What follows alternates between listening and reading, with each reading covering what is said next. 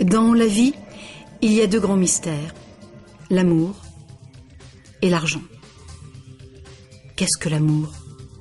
La question a été explorée à fond, dans les romans, les chansons, les films, à la télévision. Mais pas la question, qu'est-ce que l'argent? La théorie de l'argent n'a jamais inspiré de film à grand succès, et ça n'a rien d'étonnant. Rien d'étonnant non plus qu'elle ne soit presque jamais mentionnée dans nos écoles. D'où vient l'argent? La question évoque généralement l'image de la fabrication des billets ou des pièces. En effet, on croit souvent que c'est le gouvernement qui crée l'argent. C'est vrai, mais seulement en partie. Ces symboles en papier et en métal que nous appelons l'argent sont en fait fabriqués par une agence fédérale, la monnaie.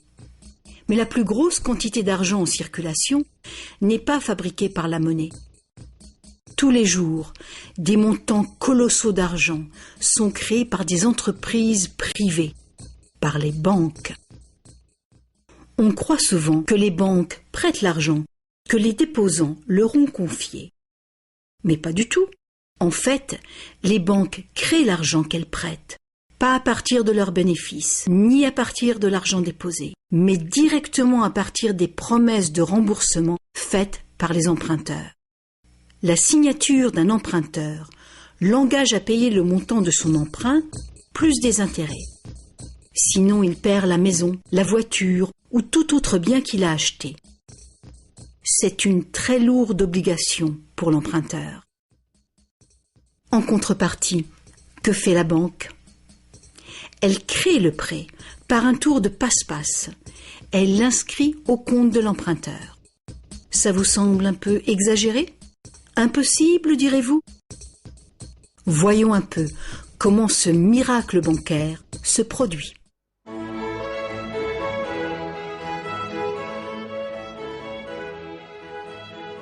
Au fil de l'histoire, l'argent a pris bien des formes. Il fallait simplement que l'argent soit portable et qu'un nombre suffisant de gens soient confiants de pouvoir l'échanger contre des choses de valeur bien réelles, comme de la nourriture, des vêtements ou une maison. L'argent a pris la forme de fèves de cacao, de coquillages, de pierres et même de plumes. L'or et l'argent étaient des métaux attrayants, faciles à travailler. Certaines cultures sont devenues expertes dans ce travail. En frappant des pièces de monnaie, unité standard dont le poids et la pureté étaient certifiés, les orfèvres ont facilité le commerce. Bien vite, pour protéger tout son or, l'orfèvre a eu besoin d'une chambre forte. Les villageois sont venus frapper à sa porte. Ils voulaient louer un peu de place dans cette chambre forte pour garder leur or et leurs objets de valeur bien en sécurité. L'orfèvre a fini par louer tout son espace dans sa chambre forte. La location lui a rapporté un petit bénéfice. Les années sont passées et notre orfèvre a constaté une chose fort importante. Les déposants venaient rarement chercher leurs pièces d'or et ils ne venaient jamais tous en même temps. Il faut dire que les reçus faits par l'orfèvre étaient utilisés sur le marché comme s'ils étaient véritablement l'or qu'ils représentaient. Cet argent papier était plus pratique que les lourdes pièces et les montants pouvaient tout simplement être écrits au lieu d'être comptés laborieusement. Entre-temps, l'orfèvre a commencé une autre affaire. Il s'est mis à prêter son or en demandant des intérêts. Comme les reçus devenaient de plus en plus acceptés à titre de paiement, les emprunteurs ont demandé leur emprunt sous cette forme. Et comme l'industrie prenait de l'expansion, de plus en plus de gens ont demandé des prêts à l'orfèvre. Alors, l'orfèvre a eu une idée plus géniale encore. Il savait que ces déposants venaient rarement chercher leurs pièces d'or. Il a donc pensé qu'il pouvait faire des prêts couverts par l'or de ces déposants. Aussi longtemps que les emprunts seraient remboursés, les déposants n'en sauraient rien. Et l'orfèvre, maintenant plus banquier qu'artisan, feraient de gros bénéfices.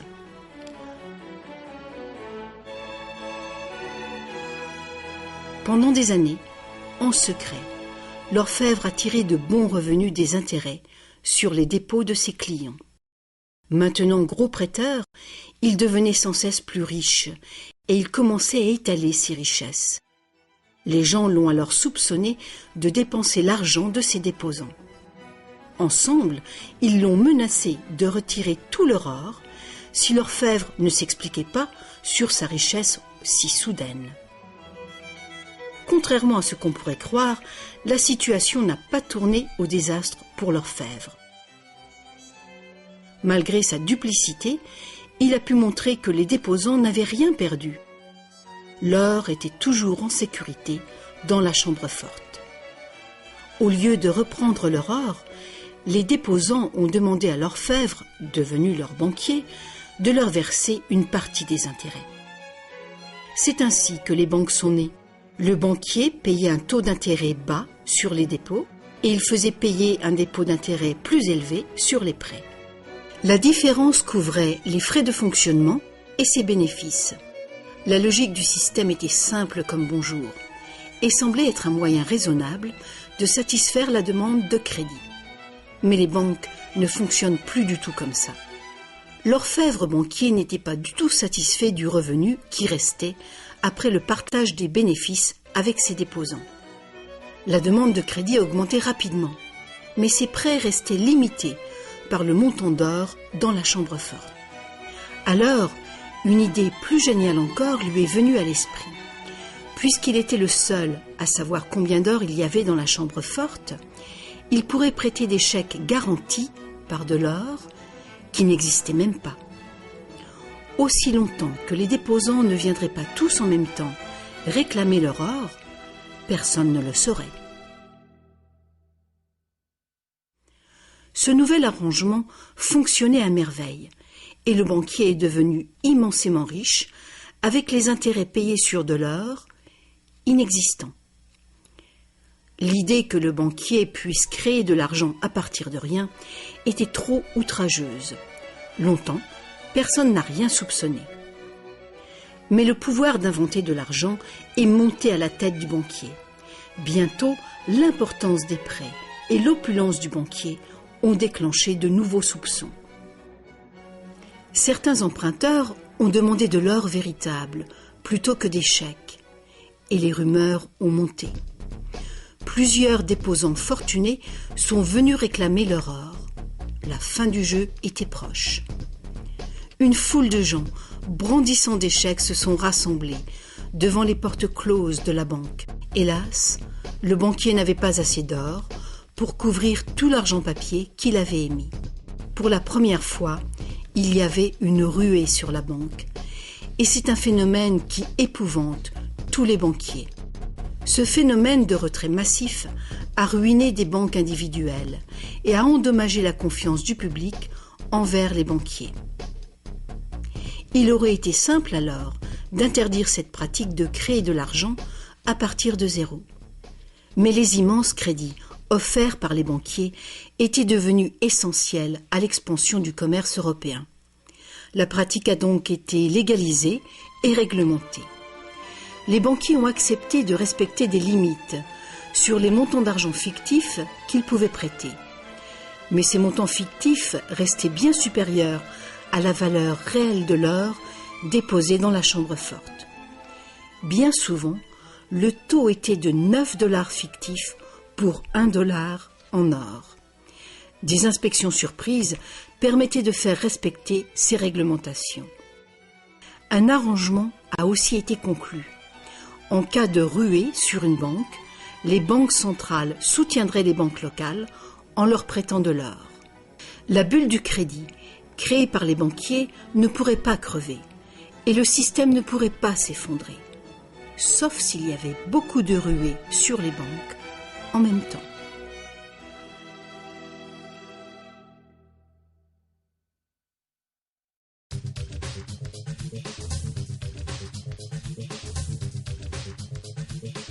Petit à petit, le système de réserve fractionnelle, soutenu par une banque centrale, est devenu le système monétaire dominant dans le monde.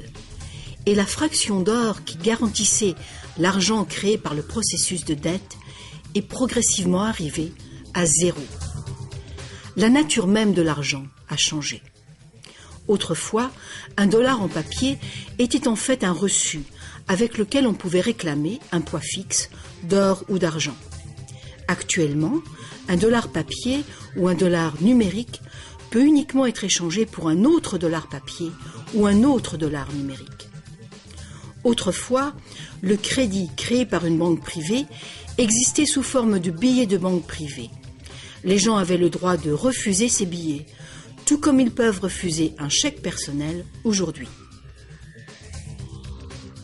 À présent, le crédit créé par une banque privée est légalement convertible en devises fiduciaires émises par le gouvernement, comme les dollars, les livres sterling ou les euros.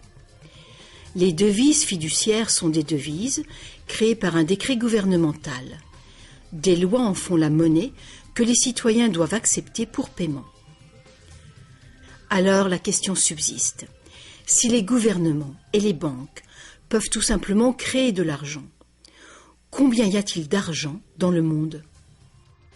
Autrefois, le montant total d'argent était limité par les quantités physiques des éléments utilisés comme garantie.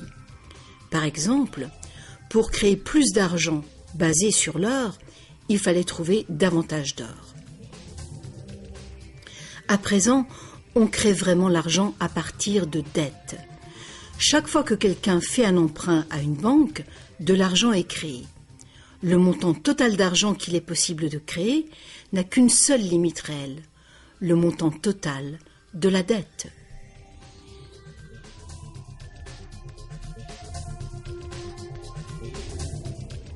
Les gouvernements placent une limite légale sur la création d'argent fictif, en imposant des règles sur les obligations de réserve fractionnelles.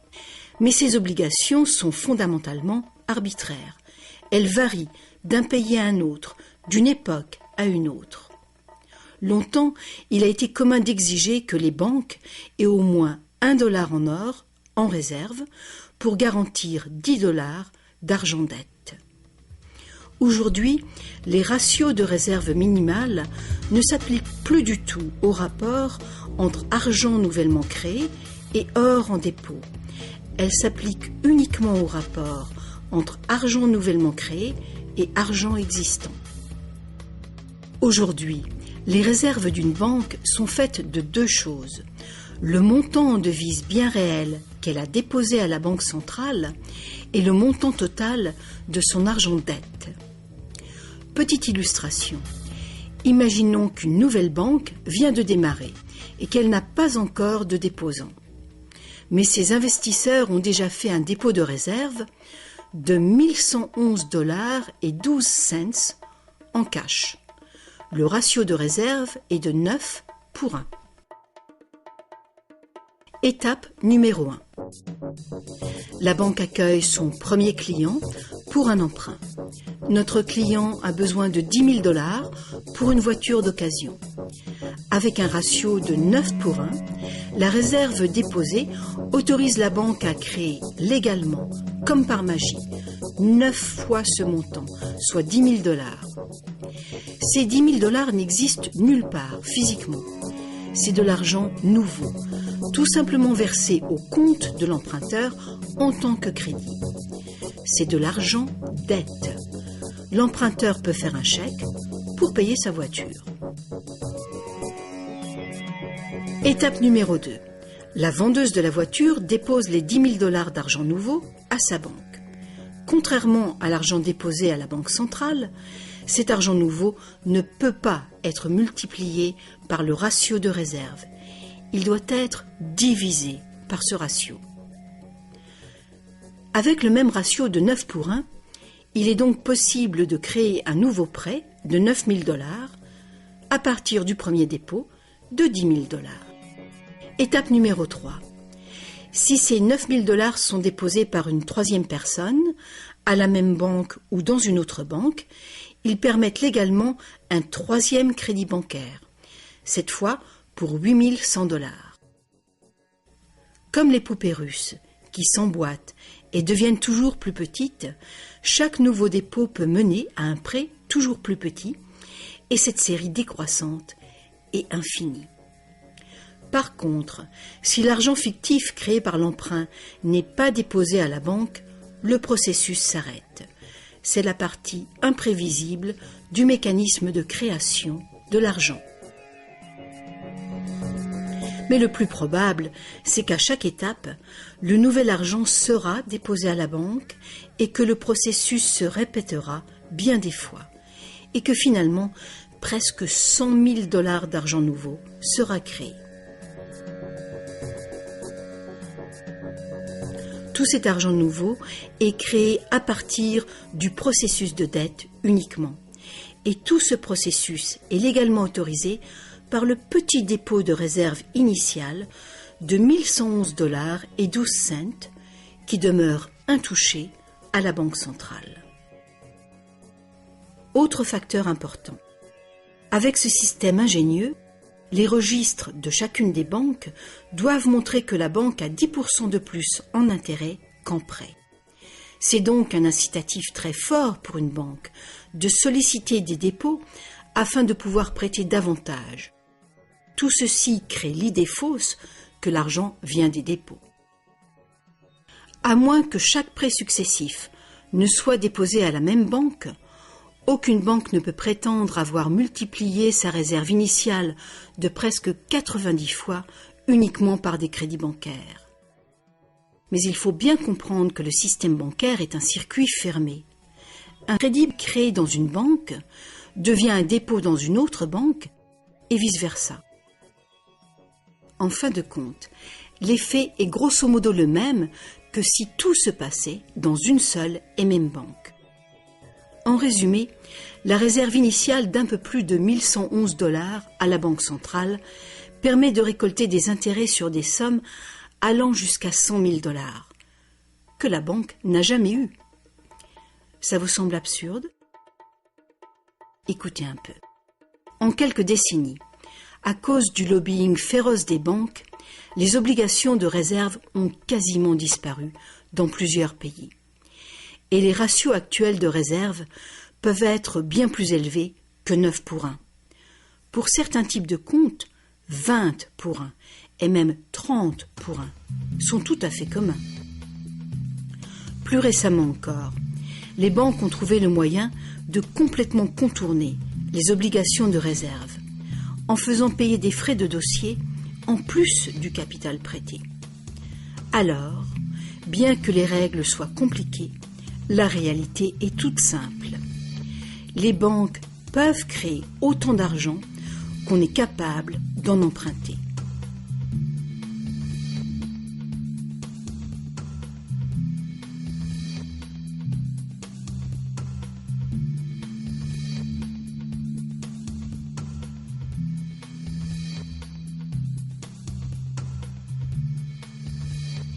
En dépit des images qu'on nous montre, l'argent créé par le gouvernement représente en général moins de 5% de l'argent en circulation.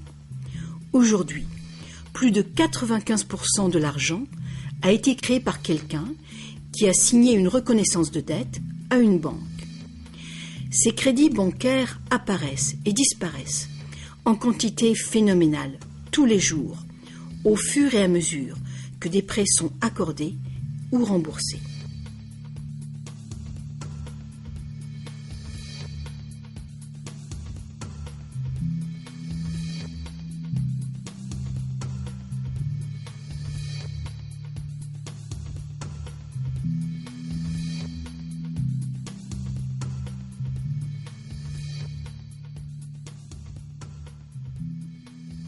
Les banques ne peuvent utiliser ce genre de système qu'avec la coopération des gouvernements. Premièrement, les gouvernements passent des lois qui imposent l'utilisation de la devise nationale. Deuxièmement, les gouvernements permettent que les crédits créés par les banques privées soient payables dans leur devise nationale. Troisièmement, les cours de justice gouvernementales font respecter les obligations de paiement des dettes. Et enfin, les gouvernements adoptent des règlements qui assurent le fonctionnement et la crédibilité du système monétaire sans rien faire pour informer le public de l'origine véritable de l'argent.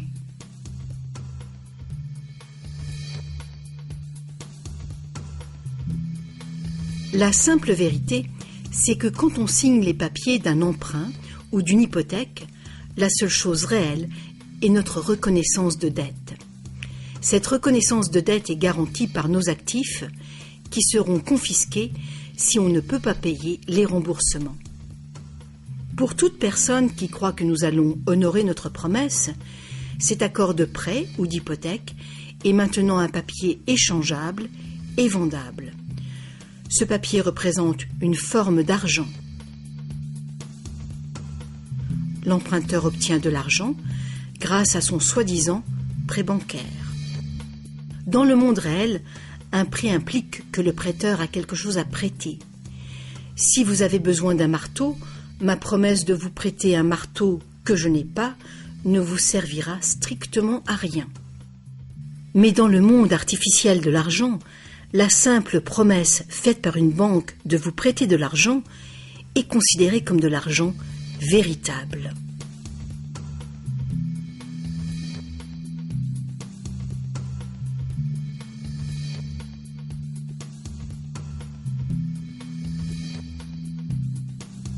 Ici encore, la vérité est simple.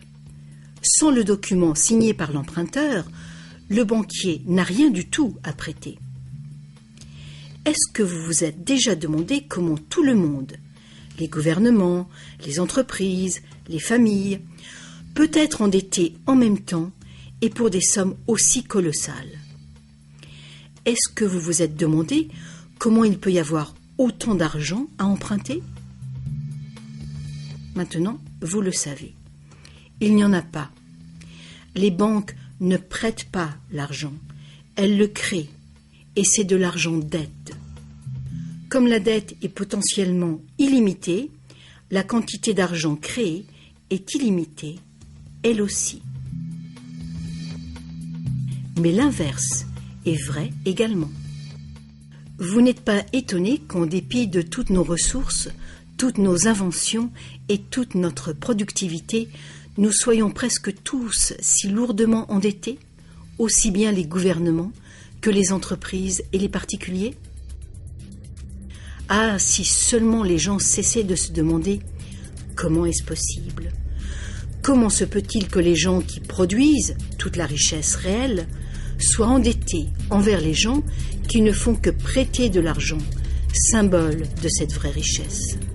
Le plus étonnant, c'est qu'une fois que nous réalisons que l'argent est en fait une dette, nous comprenons que sans dette, il n'y aurait pas d'argent.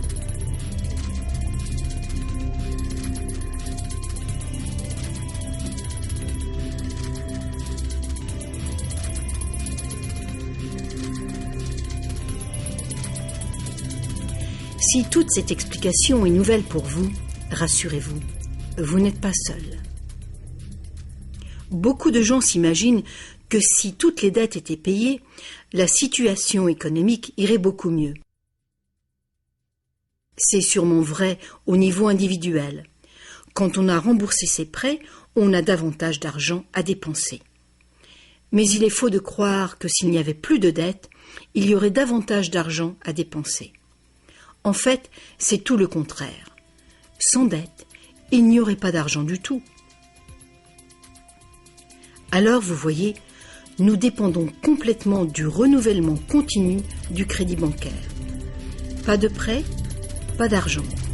C'est exactement ce qui s'est passé durant la Grande Dépression. La quantité d'argent a fondu radicalement quand la quantité des prêts a chuté.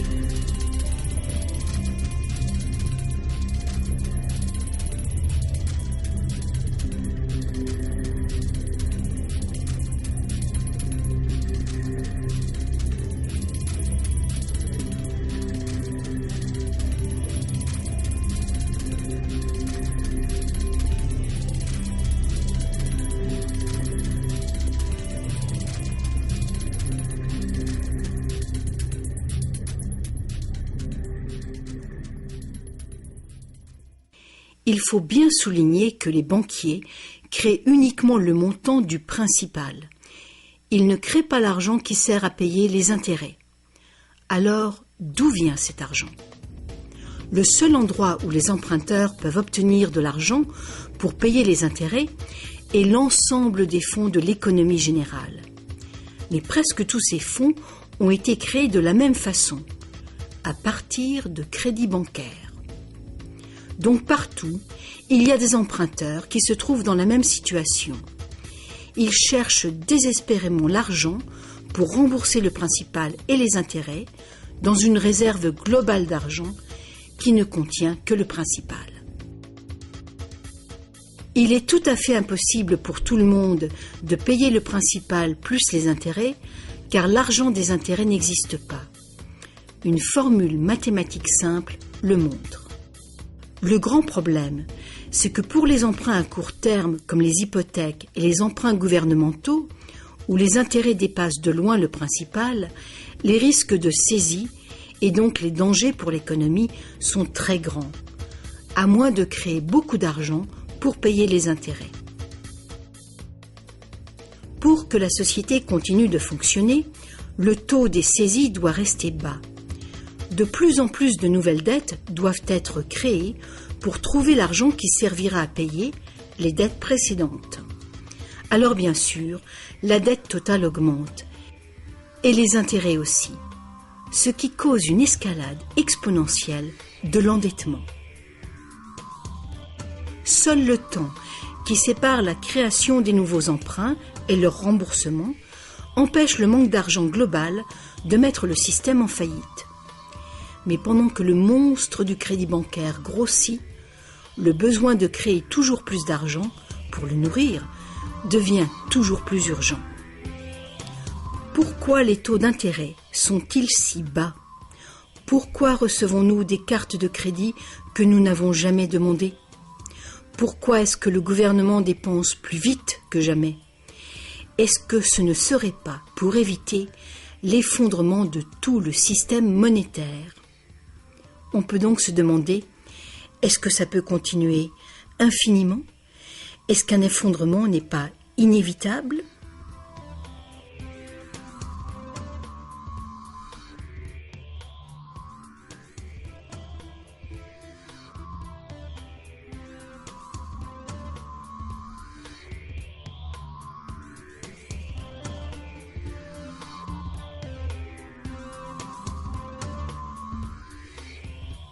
L'argent facilite la production et le commerce. Quand la quantité d'argent augmente, l'argent perd progressivement de sa valeur. C'est l'inflation. À moins que le volume de production et de commerce dans le monde réel augmente proportionnellement pour compenser cette augmentation. Ajoutez à cela que quand on parle d'une croissance économique de 3% par an, par exemple, on pourrait croire que c'est un taux constant.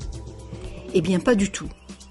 Les 3% de cette année représentent plus de matériaux, plus de produits, plus de services que les 3% de l'année précédente, car il s'agit de 3% d'un nouveau total. Ce n'est donc pas une ligne plate, continue, mais une courbe exponentielle de plus en plus raide. Le véritable problème est qu'une croissance perpétuelle de l'économie réelle exige une escalade perpétuelle de la consommation des ressources et de l'énergie. De plus en plus de choses doivent passer de l'état de ressources naturelles à celui d'ordures, année après année, juste pour éviter l'effondrement du système. La situation est grave, très grave. Alors quoi faire ? Pour commencer, un concept radicalement différent de l'argent s'impose.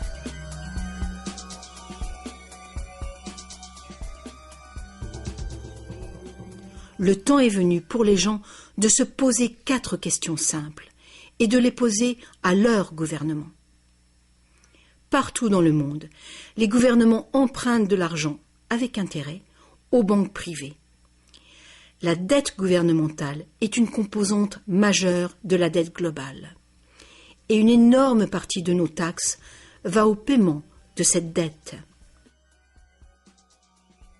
Maintenant, nous savons que les banques créent l'argent qu'elles prêtent et que les gouvernements les autorisent à le faire. Nous savons aussi que les gouvernements créent les devises par décret et qu'ils ont au moins le même droit que les banques de créer leur propre argent. Alors, première question. Pourquoi est-ce que les gouvernements choisissent d'emprunter de l'argent aux banques privées avec intérêt quand ils pourraient créer tout l'argent qu'il leur faut sans intérêt? Deuxième question. Pourquoi créer de l'argent à partir du processus de dette? Pourquoi pas créer de l'argent qui circule en permanence et qui ne doit pas sans cesse être réemprunté pour exister? Troisième question. Comment un système monétaire fondé sur l'accélération perpétuelle de la croissance peut-il servir à construire une économie durable? N'est-il pas évident qu'une croissance en accélération perpétuelle est incompatible avec la durabilité? Et finalement, pourquoi notre système actuel dépend-il entièrement d'une croissance perpétuelle? Que faut-il changer pour créer une économie durable?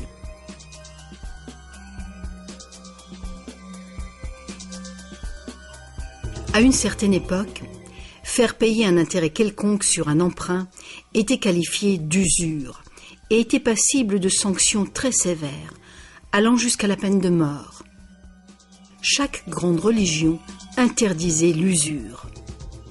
La plupart des arguments avancés contre l'usure étaient d'ordre moral. La seule finalité légitime de l'argent était de faciliter les échanges de biens et de services réels.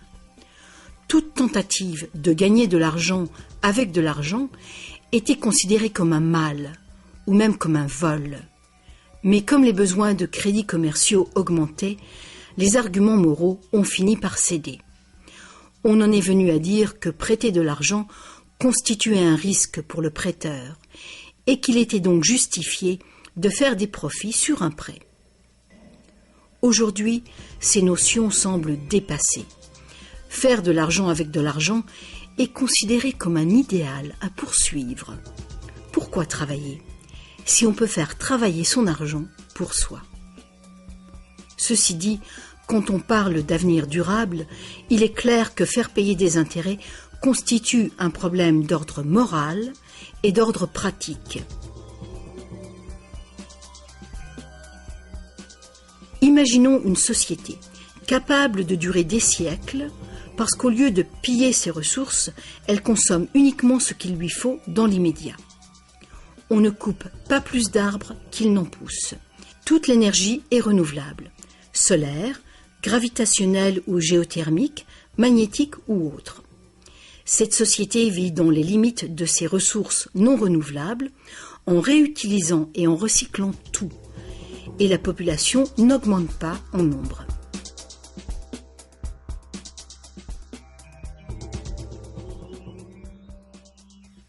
Cette société ne pourrait jamais fonctionner avec un système monétaire qui dépend complètement d'une croissance en accélération perpétuelle. Une économie stable aurait besoin d'une quantité d'argent qui puisse rester stable. Imaginons que cette quantité totale d'argent stable est représentée par ce grand cercle.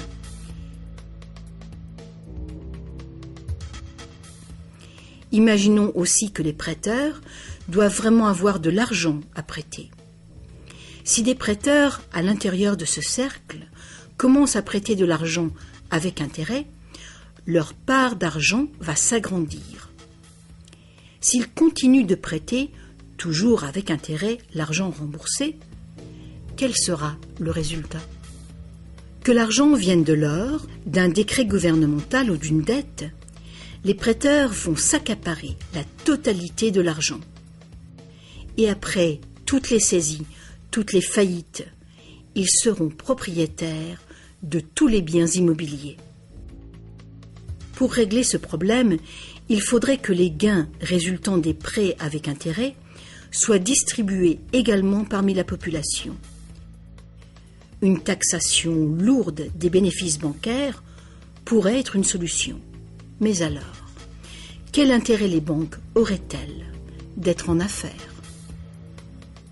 Si nous pouvions un jour nous libérer de cette situation, nous pourrions imaginer les banques comme des services sans but lucratif, qui travailleraient au service de la société.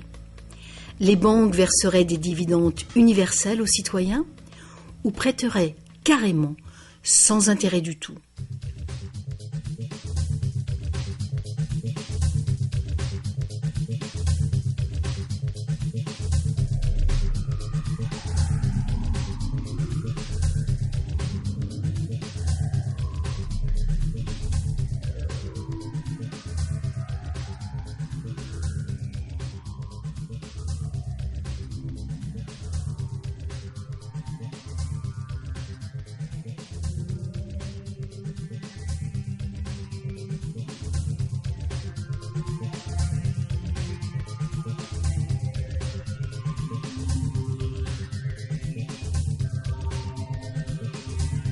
Si tous ces problèmes viennent de la nature fondamentale du système, inutile d'essayer de bricoler le système.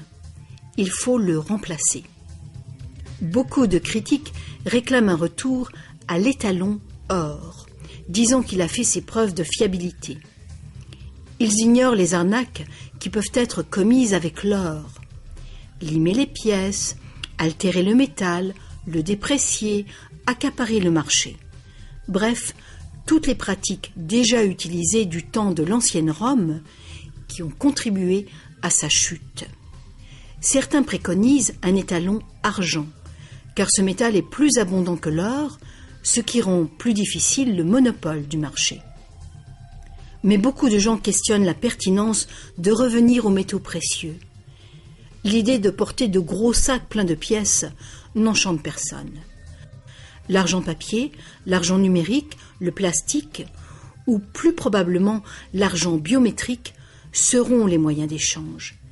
Et ils présentent ce potentiel de créer de l'argent dette en quantité illimitée. En définitive, si l'or était à nouveau le seul étalon, tous les gens qui n'ont pas d'or se retrouveraient tout à coup sans argent. D'autres partisans des réformes monétaires ont conclu que l'avarice et la malhonnêteté sont les principaux problèmes et qu'il y a sans doute de meilleurs moyens de créer un système monétaire équitable et honnête sans passer par l'argent ou l'or. Des esprits inventifs ont proposé une variété d'options. Beaucoup de systèmes de troc privés créent de l'argent dette, mais ils le font ouvertement, sans intérêt. Un exemple est le système de troc où la dette est exprimée en promesse d'heures de travail. Tout travail est évalué de manière égale, en dollars, qui ont une équivalence en biens réels. Les frais du système sont couverts par des honoraires et non pas par des intérêts. Ce genre de système monétaire peut être mis en place par toute personne capable de concevoir un moyen de comptabiliser et de trouver des participants dignes de confiance. Mettre en place un système de troc local est une bonne mesure de planification d'urgence pour une communauté, même si ce système n'est guère utilisé actuellement. La réforme monétaire, comme la réforme électorale, est un vaste sujet qui exige une volonté de penser autrement et de changer. La réforme monétaire, comme la réforme électorale, ne sera pas facile, car les intérêts puissants qui bénéficient du système feront l'impossible pour conserver l'avantage. Sachant que l'argent n'est qu'une idée, et qu'en réalité, l'argent est uniquement ce qu'on fait de lui, voici une option simple à considérer. Le modèle suivant est basé sur des systèmes qui ont fait leurs preuves en Angleterre et en Amérique, mais qui ont été déstabilisés et détruits par les banquiers et leurs réserves fractionnelles. Pour créer une économie basée sur de l'argent permanent et libre d'intérêt, il suffirait que le gouvernement crée de l'argent et le dépense dans l'économie, de préférence dans des infrastructures durables comme les routes, les chemins de fer, les ponts, les ports et les marchés publics. Cet argent ne serait pas de l'argent dette, ce serait de l'argent valeur, qui aurait la valeur des infrastructures financées. Si ce nouvel argent facilitait une croissance proportionnelle du commerce, il ne causerait pas d'inflation du tout. Mais si les dépenses gouvernementales causaient l'inflation, deux interventions seraient possibles. L'inflation équivaut en fait à une taxe forfaitaire sur l'argent. Que l'argent perde 20% de sa valeur ou que le gouvernement nous taxe de 20%, l'effet sur notre pouvoir d'achat est exactement le même. Vu de cette manière, l'inflation pourrait remplacer la taxation, à condition de rester limitée et d'être utilisée à bon escient. Le gouvernement pourrait aussi choisir de lutter contre l'inflation en percevant des taxes qu'il retirerait ensuite de la circulation, réduisant ainsi la quantité d'argent pour restaurer sa valeur.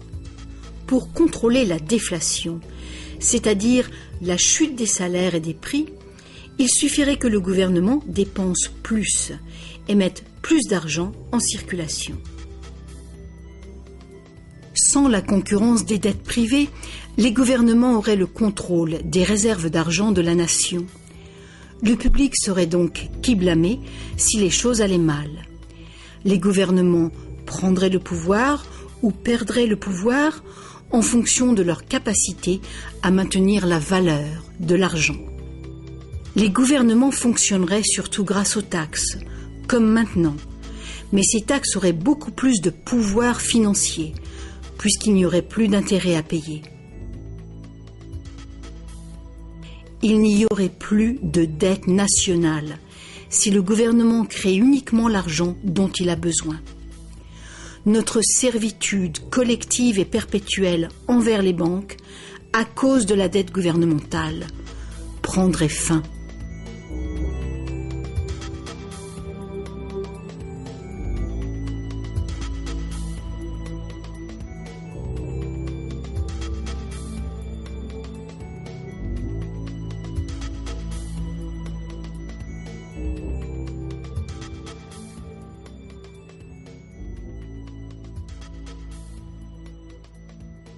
On nous a trompés. Ce qu'on appelle démocratie et liberté sont devenus en réalité une forme ingénieuse et invisible de dictature économique.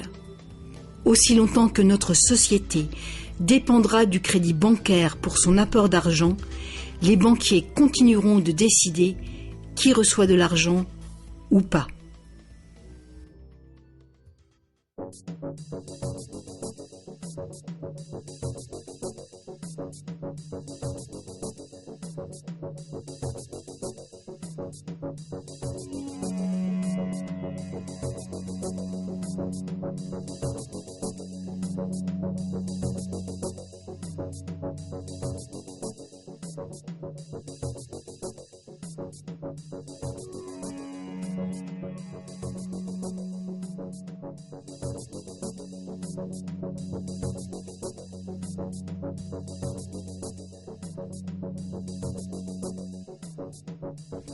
Peu de gens savent aujourd'hui que l'histoire des États-Unis, depuis la Révolution de 1776, a été en grande partie une lutte épique pour se libérer du contrôle des banques mondiales dominées par les Rothschild. Cette lutte a finalement été perdue en 1913, quand le président Woodrow Wilson a signé la loi de la Réserve fédérale, donnant le pouvoir de créer l'argent américain à un cartel de banques internationales.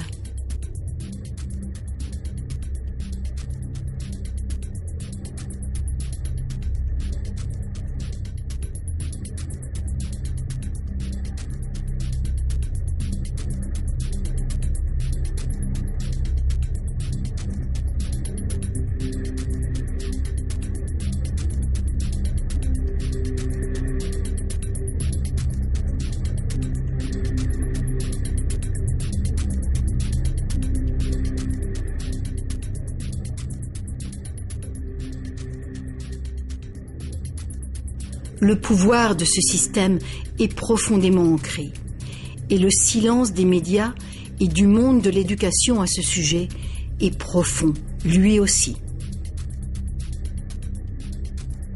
Il y a des années, un vice-premier ministre du Canada a fait un sondage informel auprès de nombreux professionnels bien éduqués et auprès de simples citoyens.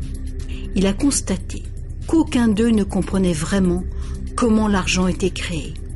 En fait, on peut probablement dire que la majorité des gens, y compris les simples employés des banques, n'ont jamais réfléchi à la question. Et vous ?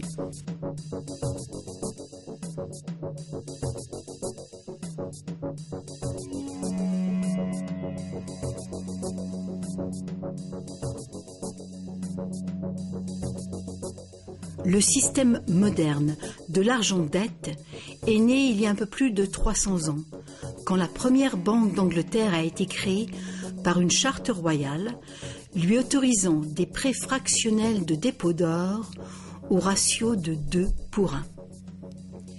Ce modeste ratio était le premier pas. Le système est maintenant mondialisé. Il crée des quantités virtuellement illimitées d'argent à partir de rien. Et presque tout le monde sur la planète est enchaîné à une dette sans cesse grandissante, qui ne pourra jamais être repayée. Est-ce que tout cela serait arrivé purement par accident ? Ou est-ce qu'il y a conspiration ? De toute évidence, l'enjeu est considérable.